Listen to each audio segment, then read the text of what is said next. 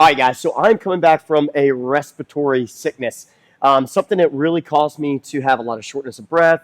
I was coughing a lot. So, in turn, what that's creating is a very stiff thoracic spine, not allowing me to take really deep breaths, doesn't allow my rib cage to open a lot.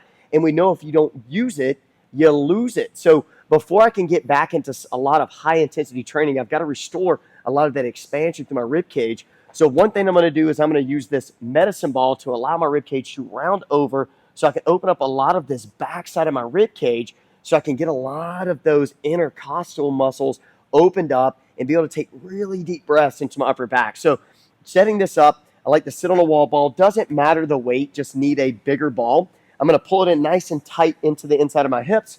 I'm going to try to rest my elbows to the floor. I don't know if you can see that, but they don't really go down too much. And I'm going to roll myself and relax myself around this ball.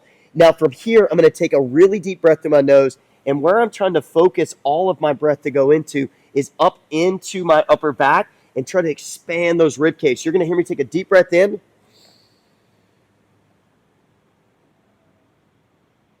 And once I get to a point where I can't take a deeper breath in, I am going to try to hold this and try to force all of that air into those rib cage, into that rib cage. And then I'm going to breathe out. Allow my body to wrap around that ball a little bit deeper. Taking another deep breath in through my nose. Holding it, pushing all of that air into my ribs. And then blowing out. Now, I would do this for about a 10 rep count. Now, my rep is going to be counted when I blow the breath out.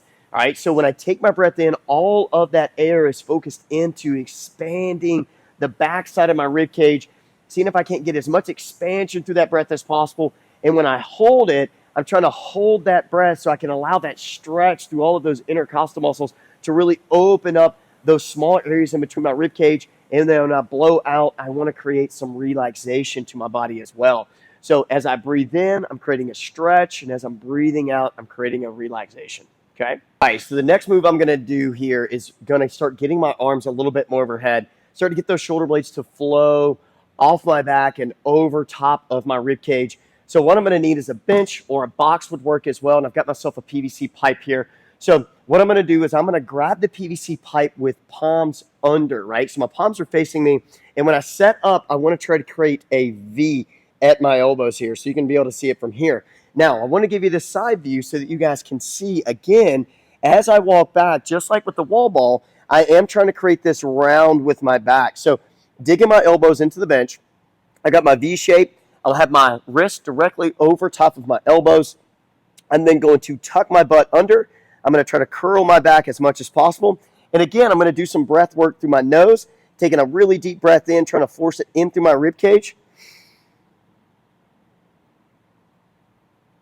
I'm going to hold, really allowing that breath to really stretch out that thoracic spine. And then I'm going to blow out. Take a breath in.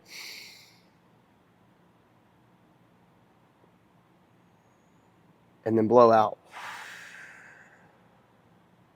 Now, as I'm doing this, I'm just kind of going to exaggerate this a little bit more. I am trying to tuck that tailbone under. So I'm trying to roll my hips underneath me. I'm trying to tuck my rib cage tight to my hips as they continue to tuck under. Can I get that rib cage to tuck tight into the hips, creating more of a round through my upper back?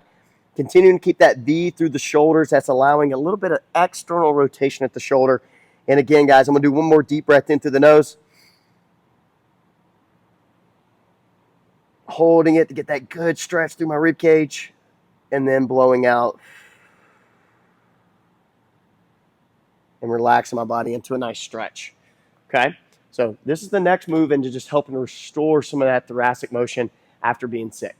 All right, guys, so another thing that I like to do to really try to open up that thoracic spine after being sick is a supinated assisted hang here. So I like to use an assistant so that my grip isn't a huge factor when it comes to just prioritizing opening up my thoracic spine.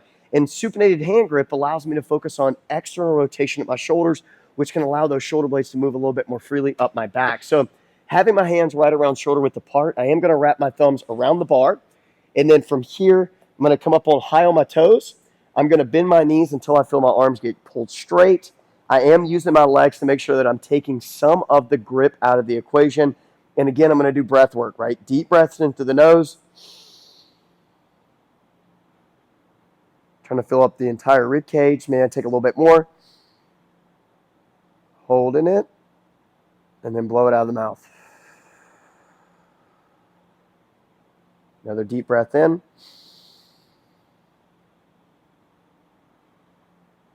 Hold it. And blow out.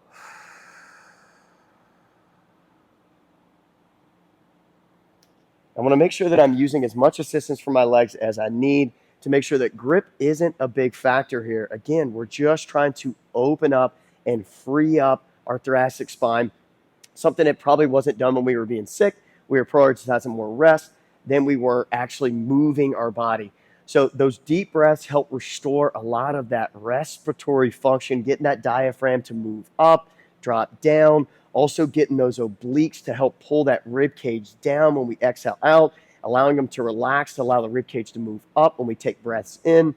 So all of that breath work is very important and help to restore a lot of respiratory function after being sick, especially if we laid still like I did for a long time and weren't able to take really, really deep breaths and use a lot of the natural function through our respiratory system. All right, so give this circuit a try. Do anywhere from about 10 to 20 reps. Every time you blow out that breath, you can count that as a rep. All right, guys, hope this helps. Give your body some time to get back into some of that intensity. Don't rush back into it. I promise you will get back to where you were before you know it. All right, stay healthy.